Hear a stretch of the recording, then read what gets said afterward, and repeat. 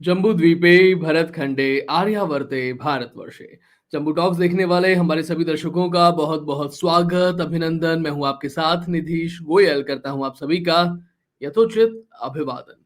वंदे मातरम, जय श्री राम, जय श्री राम, जय श्री राम। भारत में जो रहना होगा वंदे मातरम कहना होगा, ये नारे आपने किस राजनीतिक दल में सुने हैं? डेफिनेटली आपको एक ही नाम ध्यान में आएगा, भारतीय जनता पार्टी यानी कि भाजपा, दैट इज बीजेपी, जो पूर्व में भारतीय जनसंघ के नाम से भी रही है।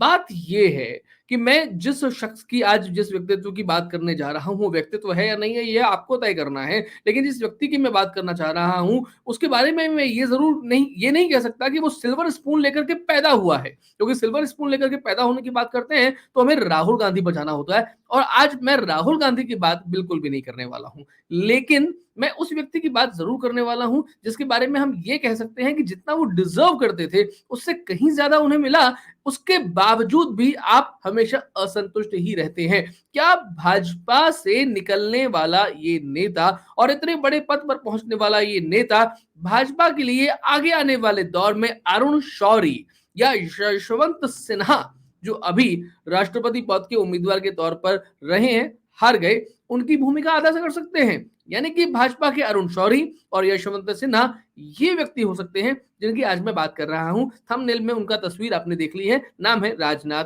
सिंह। ये बात मैं आपसे कह रहा हूं, उसका एक अच्छा खासा आधार है। मैं उसकी बात करूं उससे पहले आपसे एक बात कहना चाहूंगा। राष्ट्रीय स्वयंसेवक संघ के एक शिक्षा वर्ग जो उनके यहाँ लगे रहते हैं, लगते हैं, जो प्राथमिक शिक्षा वर्ग होता है, प्रथम वर्ष, द्वितीय वर्ष, तृतीय वर्ष, एक वर्ग में मैं वहां पर था और मेरी आंखों देखी घटना है।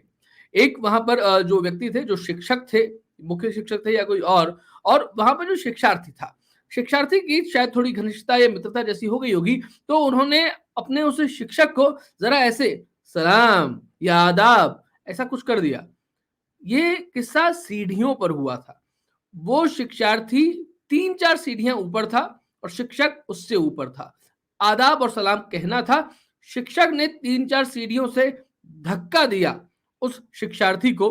चूंकि 3-4 सीढ़ियां ही थी, उसे लगी नहीं, कोई समस्या नहीं हुई, लेकिन ये कहकर के वो शिक्षक गए वहां से कि आज तो कह दिया है, आज के बाद में कह दिया तो सोचना कि क्या कुछ हो सकता है।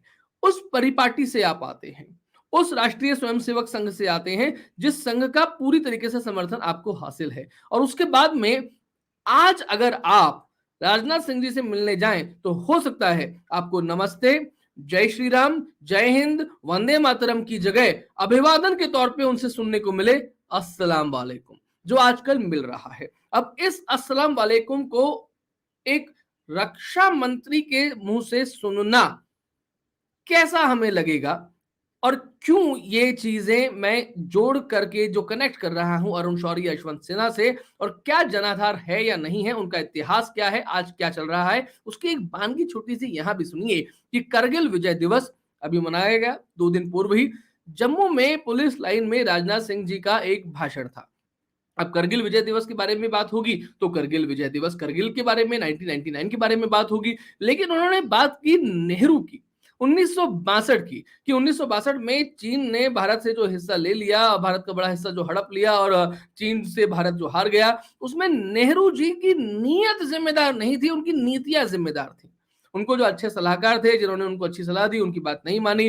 भारतीय सेना में कोई कमी नहीं थी, ये बात सारी की सारी मैं मान सकता हूं कि ऐसा कुछ भी भारतीय सेना में कमी नहीं थी। नेहरू की नीयत जो है उसके बारे में आप शायद संवैधानिक पद पर रहते हुए या रक्षा मंत्री पद पर रहते हुए आप शायद ये बात नहीं कह सकते होंगे, लेकिन कहना जरूरी था भी क्या?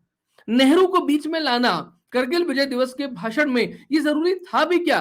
क्या आपका अस्सलाम वालेकुम बोलना अभिवादन के तौर पे और करगिल विजय दिवस पर सैनिकों के सामने नेहरू की नीति और नीयत के बारे में यशोगान या गुणगान करना, या फिर उनको क्लीन चिट देना? क्योंकि नेहरू के बारे में चाहे वो प्रधानमंत्री मोदी हो या अमित शाह हो या राष्ट्रीय स्वयंसेवक संघ के और लोग हों, भाजपा के और लोग हों, उन्होंने क्या क्या कुछ कहा है ये हम सबको अच्छे से पता है। तो इन दोनों चीजों को ऐड करके देखें तो शायद किसी ना किसी तौर पे वो एक संदेशा दे रहे हैं अपनी विपक्षी दलों को भी और दूसरे एनडीए के दलों को भी कि अगर 2024 में कुछ ऊंचा नीचा होता है तो sir allow me for your service, I am there, मैं हूं और मैं सेकुलर हूं। सामने वाला जो है वो हमारे देश के प्रधानमंत्री, वो कम्युनल हो सकते हैं, नाम नहीं लिया उन्होंने, कुछ नहीं कहा, कहेंगे भी नहीं, लेकिन वो कम्युनल हो सकते हैं, मैं जो हूं मैं आपके लिए प्रस्तुत हूं सेवा में। अब सेवा में कैसे प्रस्तुत हूं उसके बारे में सुनिएगा। 1991, 1993 और 1996 यानी कि सन 1991, 93 और 96 भाजपा उत्तर प्रदेश में नंबर 1 की पार्टी थी। ये राजनाथ सिंह जो भाजपा के राष्ट्रीय अध्यक्ष रहे हैं, साथ साथ में अखिल भारतीय विद्यार्थी परिषद से भी अच्छे खासे तरीके से जुड़े रहे हैं, उत्तर प्रदेश के मुख्यमंत्री रहे हैं। 2000 में उत्तर प्रदेश के मुख्यमंत्री बनते हैं। 2002 में इनके नेतृत्व में चुनाव होते हैं, भाजपा तीसरे नंबर पे आती है। 91 में, 93 में, 96 में भाजपा नंबर 1 पार्टी थी। 2002 में इनके नेतृत्व में यूपी विधानसभा के चुनाव होते हैं, भाजपा का नंबर आता है 3।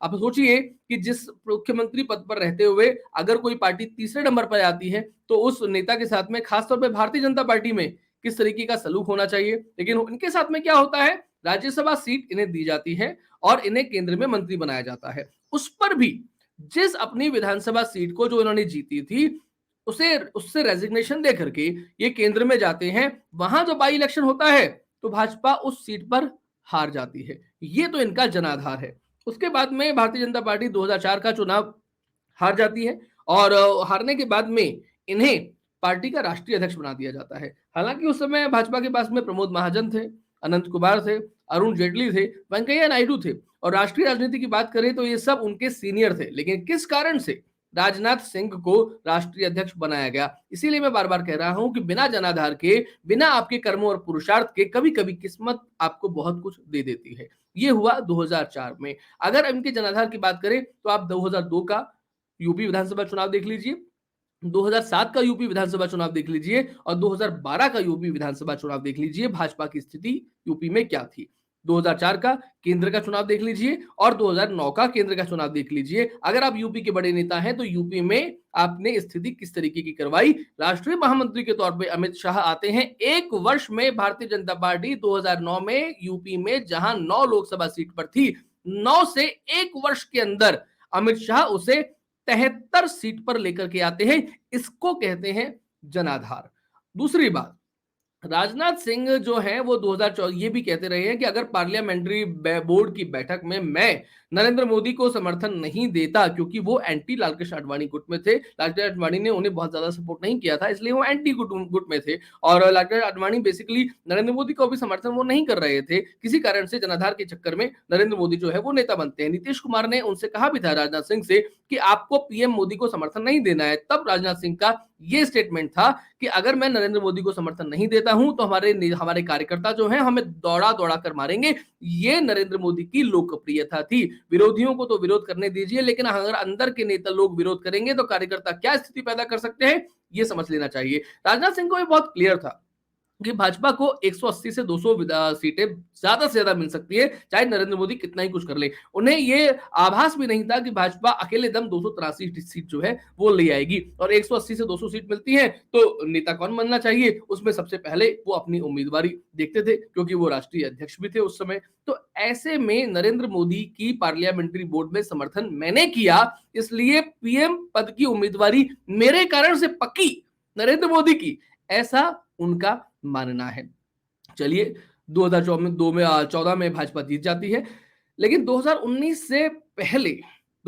से पहले जब भाजपा राजस्थान में, छत्तीसगढ़ में और मध्य प्रदेश में हार जाती है 2018 में, उसके बाद में इन्हें फिर लगने लगता है that he is in the race और ये नितिन गडकरी को अपने जाल में लेते हैं, अपने जाल में फंसाते हैं। नितिन गडकरी को फ्रंट फुट पर बैटिंग करने देते हैं और राजनाथ सिंह खड़े रहते हैं पीछे और एक तरीके से ये माहौल बनाया जाता है कि Rajnath Singh will be the PM candidate और नितिन गडकरी उनके नंबर 2 होंगे। ये लोग आज भी किसी भी तरीके से मोदी को, चाहे इन दोनों की बात करें हम लोग, ये लोग आज भी मोदी जी को किसी भी तौर पे नहीं चाहते हैं और ना पहले चाहते थे। लेकिन ये अलग बात है कि हम सामने आएंगे तो झुककर हम प्रणाम करेंगे और पीछे से हम अस्सलाम वालेकुम करेंगे। यानी कि एक बार फिर से सेकुलर राग अलापना, नेहरू का यशोगान करना, गुणगान करना, उनको क्लीन चिट देना जिसकी कोई आवश्यकता किसी भी तौर पे नहीं थी और अपने आप को एक सेकुलर चेहरा दिखा करके आगे बढ़ने का कोशिश करना। किसी भी, देखिए मेरा ये मानना नहीं है कि किसी व्यक्ति में पीएम बनने की महत्वाकांक्षा नहीं होनी चाहिए या फिर महत्वाकांक्षा होनी नहीं चाहिए। राजनीति में जब अगर आपके पास में महत्वाकांक्षा नहीं है तो आप आगे बढ़ भी नहीं पाएंगे। लेकिन इस बात को भी समझना चाहिए कि अगर महत्वाकांक्षा है तो हिम्मत भी होनी चाहिए, और हिम्मत नहीं है तो दुस्साहस मत करिए। जिस तरीके का दुस्साहस आप कर रहे हैं, जो ना आपके लिए अच्छा है, ना संगठन के लिए अच्छा है, ना पार्टी के लिए अच्छा है, और देश के लिए तो किसी भी तौर पे अच्छा नहीं है। शायद आप देख ही नहीं पा रहे हैं कि भाजपा को 2014 से लेकर के आज तक किस कारण से स्वीकार्यता मिली है, किस कारण से लोकप्रियता मिली है, और क्या कारण है जो भाजपा लगातार दूसरे दूसरे राज्यों में भी टिक रही है, टिकी हुई है। शायद आप देश की नब्ज को समझ ही नहीं पा रहे, उसे पकड़ ही नहीं पा रहे, और इसीलिए मैंने कहा कि Rajnath Singh can be one more Arun Shourie और यशवंत सिन्हा फॉर भारतीय जनता पार्टी। निकट भविष्य में ऐसा हम देख सकते हैं। ये हमारा राजनीतिक आकलन आज के लिए कहता है, क्योंकि या तो आप हिम्मत दिखाइए या तो आप खामोश हो जाइए। इस समय भाजपा में तीसरा कोई तरीका नहीं है। आप तीसरे तरीके की तरफ जा रहे हैं, जो तीसरा तरीका बहुत खतरनाक है। खैर, आज के कार्यक्रम में इतना ही। आपको हमारा कार्यक्रम कैसा लगा, अपनी टिप्पणियों के माध्यम से हमें जरूर बताइएगा, अवगत कराइएगा। आपको लगता है राष्ट्र धर्म के लिए हम कुछ अच्छा काम कर रहे हैं, तो हमें धर्मांश पत्रम पुष्पम के माध्यम से आर्थिक सहयोग जरूर प्रदान करें। नमस्ते, जय हिंद, जय भारत, वंदे मातरम।